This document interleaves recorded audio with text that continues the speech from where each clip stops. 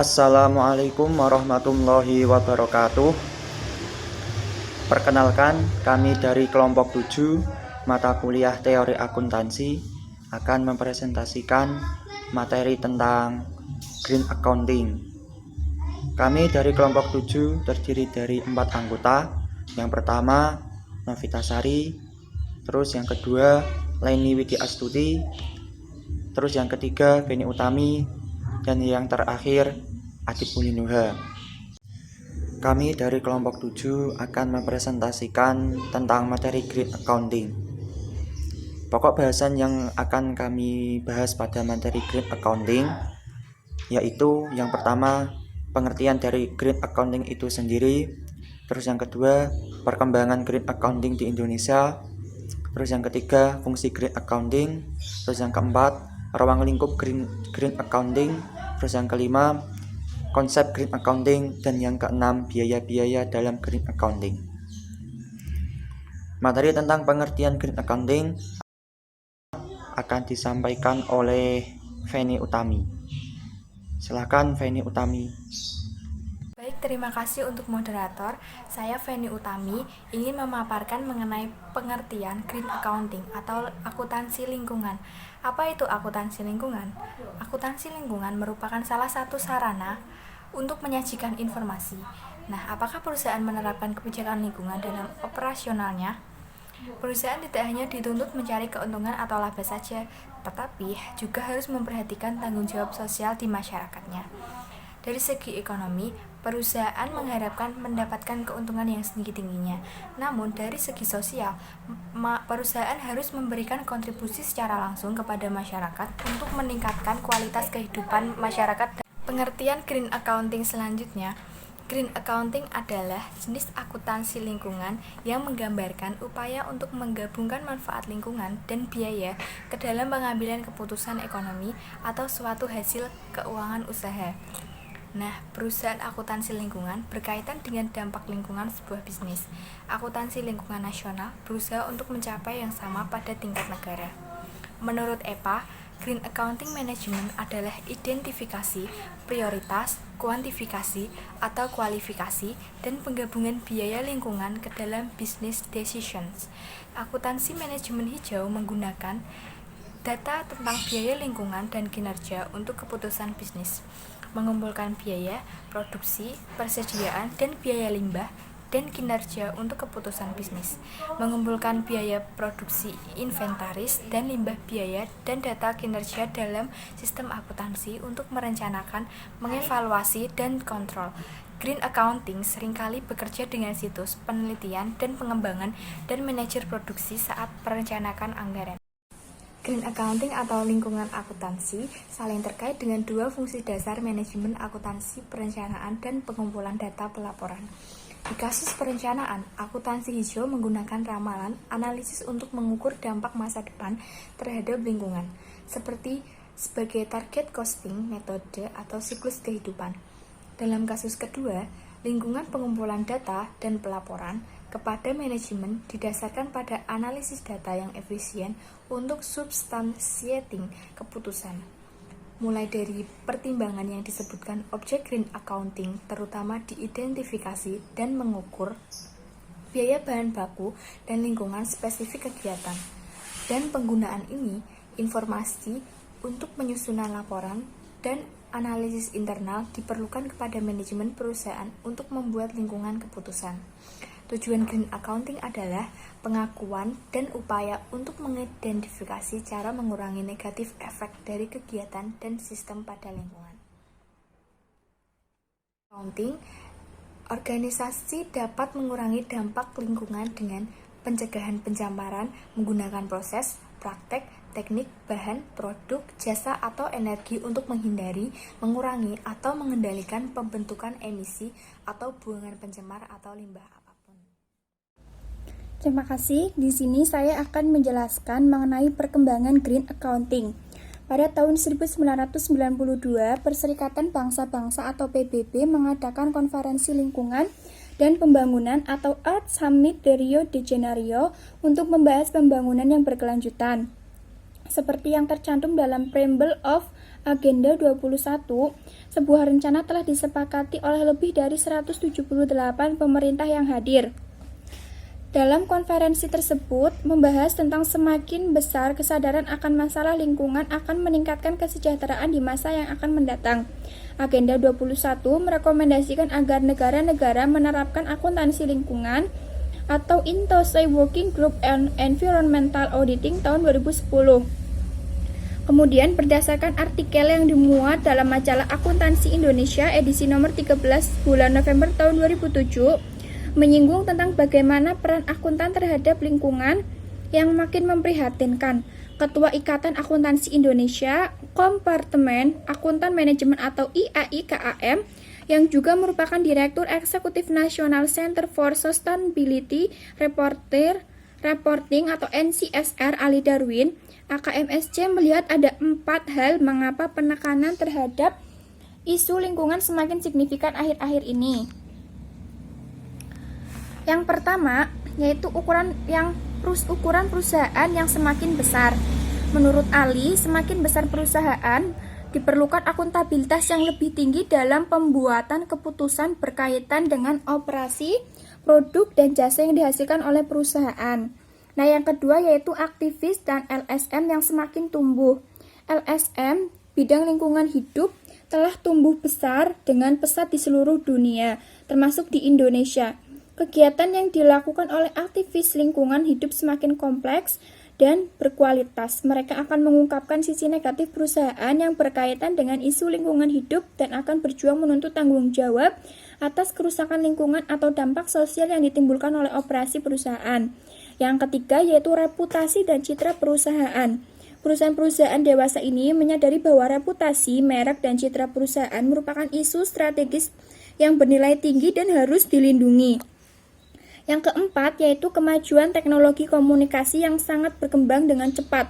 Isu di lingkungan sosial yang berdampak negatif akan menyebar dan dapat diakses dengan mudahnya melalui teknologi.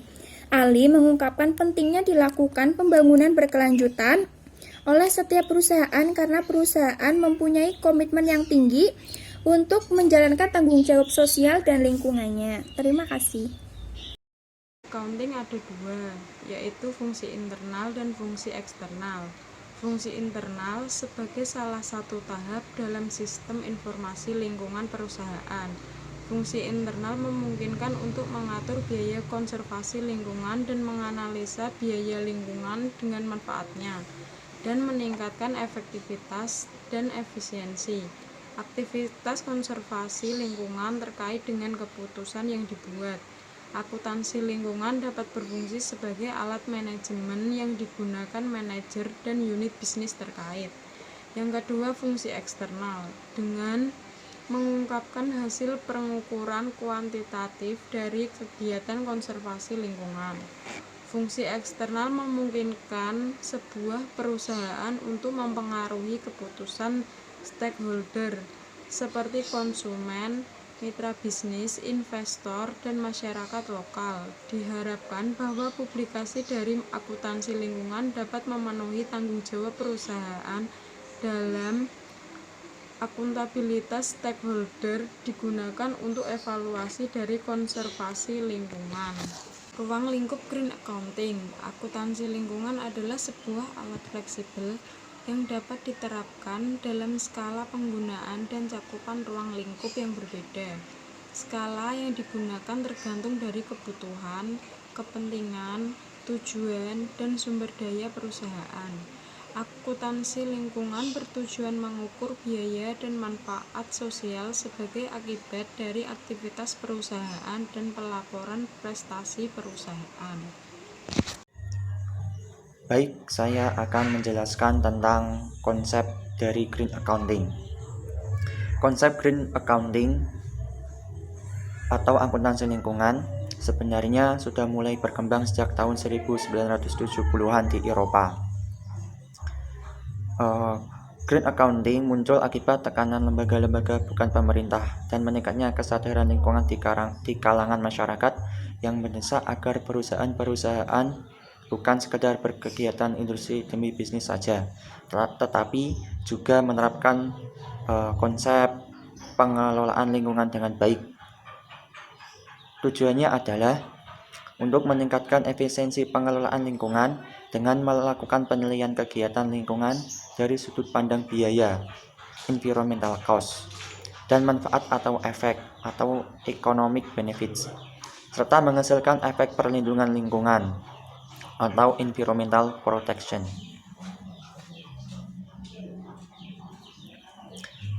Secara singkat, green accounting dapat memberikan informasi mengenai sejauh mana organisasi atau perusahaan memberikan kontribusi positif maupun negatif terhadap kualitas hidup manusia dan lingkungannya. Jadi, konsep green accounting atau akuntansi lingkungan itu dapat diterapkan oleh perusahaan dalam skala yang besar maupun skala kecil, baik perusahaan manufaktur maupun perusahaan jasa. Penerapan akuntansi lingkungan ini harus dilakukan dengan sistematis atau didasarkan pada kebutuhan perusahaan. Jadi harus ada pertimbangan dari masyarakat atau masukan dari masyarakat tentang perusahaan tersebut, bagaimana pengelolaan lingkungan yang ada di sekitar masyarakat. Terus kemudian keberhasilan dalam penerapan akuntansi lingkungan terletak pada komitmen manajemen dan keterlibatan fungsional. Sistem penilaian biaya lingkungan dapat membantu memperbaiki keputusan-keputusan yang terkait dengan keputusan bauran produk, pemilihan input produksi, penilaian pencegahan pencemaran, evaluasi pengelolaan limbah, serta penentuan harga produk. Terdapat berbagai cara untuk mengetahui biaya-biaya lingkungan perusahaan, yaitu dengan mengadopsi sistem akuntansi konvensional, activity based costing, full cost accounting, dan total cost assessment. Terkait dengan biaya-biaya dalam green accounting, biaya dalam green accounting dapat dilakukan berbagai cara. Yang pertama, dengan mengadopsi sistem akuntansi konvensional, terus activity based costing, full cost accounting, dan total cost assessment. Yang pertama yaitu dengan cara konvensional cost. Maksudnya adalah biaya menggunakan bahan baku, utilitas, barang modal, dan pasokan biasanya dibahas dalam akuntansi biaya dan penganggaran modal, tetapi tidak dipertimbangkan sebagai biaya lingkungan. Baik, secara biaya perlindungan lingkungan, menurut Utama tahun 2006 dalam Suryono dan Prastiwi 2011 mengungkapkan bahwa pengungkapan akuntansi lingkungan di kebanyakan negara, termasuk Indonesia, masih bersifat voluntari. Artinya, tidak ada aturan yang mewajibkan seperti halnya pada penerbitan financial reporting.